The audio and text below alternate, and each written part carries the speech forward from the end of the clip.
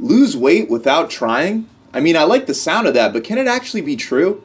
Every time you've tried to lose weight in the past, I can almost bet you were obsessing about what to eat, how much of it to eat, and you set all these little rules for yourself, stressed the heck out of yourself, and you probably quit. This scenario happens all the time with people starting a diet plan when trying to lose weight, and it doesn't have to be this way. When I say lose weight without trying, I mean without thinking about it. I'm not talking about some magic pills, magic detox recipes, or a magical abdominal wrap, because that stuff is nonsense. The 5 approaches that I'll go over today actually work for weight loss without you having to stress all day about how much you're eating and without following a super strict plan. For some people, a super strict plan works very well in the beginning, but even for the most iron-willed people, a super strict, super restrictive diet plan will only work for so long before your cravings get the best of you. So everyone eventually has to transition to something a little less time-consuming and stressful. The first thing you can do to lose weight without trying is start with something simple, like portioning your meals using only your hands. Even though there's no way to give you guys a definitive guide for everyone because everyone would have different portions based on their weight, I could give you a general guideline using your hands. Because the good thing about your hands is that if you weigh more, usually your hands are going to be bigger, and if you weigh less, usually your hands are going to be smaller. So all you would have to do would be make sure that you have about a palm all the way up to a palm and a half of lean protein in every one of your meals. And by the way, we're looking at 3 to 4 meals a day with this plan. Then you would have 1 to 2 cupped hands of cooked complex carbs per meal, depending on your weight. With each meal, you're also going to have 1 fist of vegetables, and then spread out 2 tablespoons or 2 servings of fat for the whole day. So like I said, this is a simple plan and it's based on 3 to 4 meals a day, but you can combine those meals and those portions to eat less frequently if you only want to have like 2 meals, let's say. This plan doesn't call for any calorie counting or weighing your food, but it's very effective for people that want to lose weight in a very low stress way. Again, you would be having a total of about 4 to 6 palms of protein per day, about 1 to 2 cups of carbs for the day, 4 fists of veggies, and 2 tablespoons of fat. Simple enough. The second way that I want to talk about is intermittent fasting. If you don't know about intermittent fasting, it essentially involves an 8-hour feeding window and a 16-hour fast, meaning you can only eat for a certain portion of the day depending on when you decide to place your eating window. What most people do is they skip breakfast and then they wait to have their first meal until around 1 o'clock. Then once it's past 9 o'clock at night, they won't eat again until the next day at 1. Then they just repeat that cycle. By only allowing yourself an 8-hour feeding window, you're decreasing the total amount of calories you can consume for the day without really thinking about it. You're not counting calories and you're not following an eat this, don't eat that restrictive type of diet plan. Of course, you can overeat within the 8-hour feeding window, but it's a lot harder than being able to eat all day long.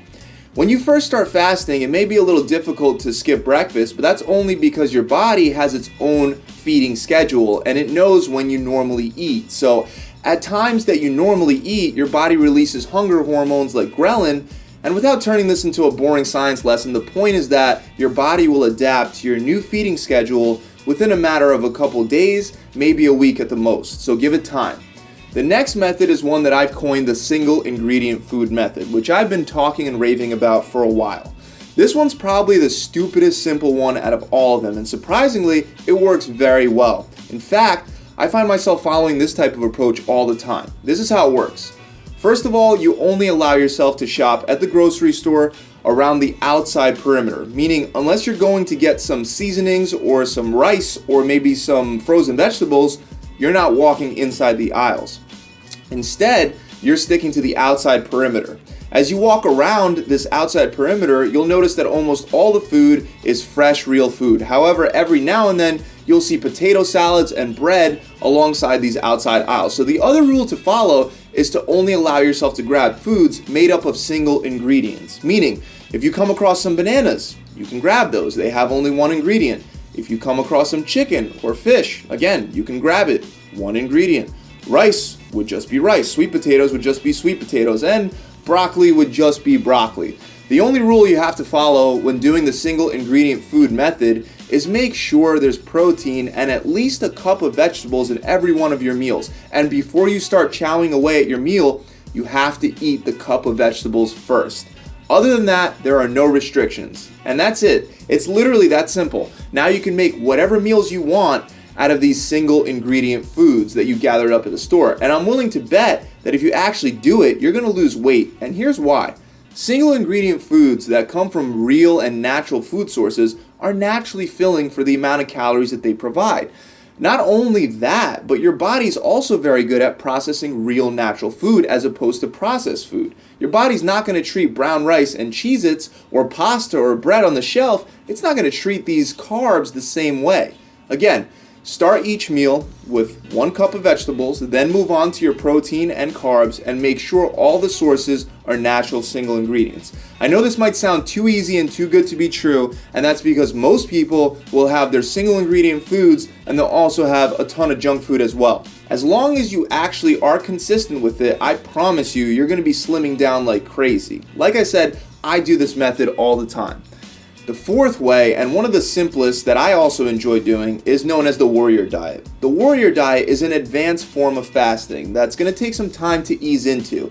After you master intermittent fasting, you could try to cut down to only 2 meals per day. And then from there, you could progress to the warrior diet, which is where you're only eating 1 meal a day at roughly the same time every day. Now keep in mind, this video is all about flexible dieting. So if you get really hungry one of the days and you have lunch instead of waiting until the end of the day to eat your meal, it's not going to be the end of the world. Keep in mind that fat loss doesn't work based off of hours and days. It works based on totals. So your body that you have right now is the total outcome of how you've been spending the past X amount of years. Don't stress over the little details. You can make up for little lost calories. The point of the warrior diet is to just have 1 big meal a day. You can have this meal for breakfast, but I usually prefer to have it before bed.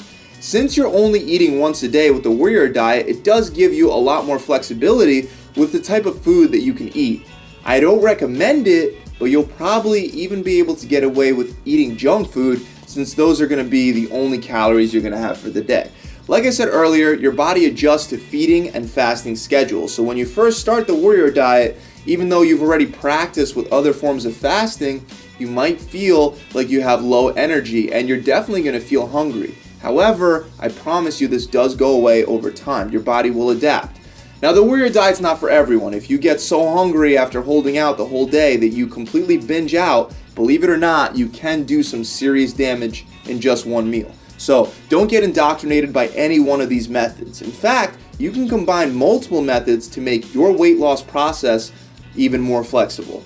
For example, if you normally do intermittent fasting, but one of the days you completely picked out on ice cream before your fasting window ended, you can skip more meals the next day and do more of a warrior dieting structure the following day. Again, your body burns fat based on totals.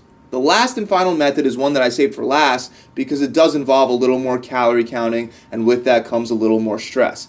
It's a method known as if it fits your macros. With if it fits your macros, you would calculate your maintenance and fat loss calories, and you could do that by using my calorie calculator that I've linked up below in the description, or if you want an even easier way to do it, if you're a man, you can multiply your weight by 11, and if you're a woman, you can multiply your weight by 10. Then from there, you would pick a macronutrient split that you would actually stick to.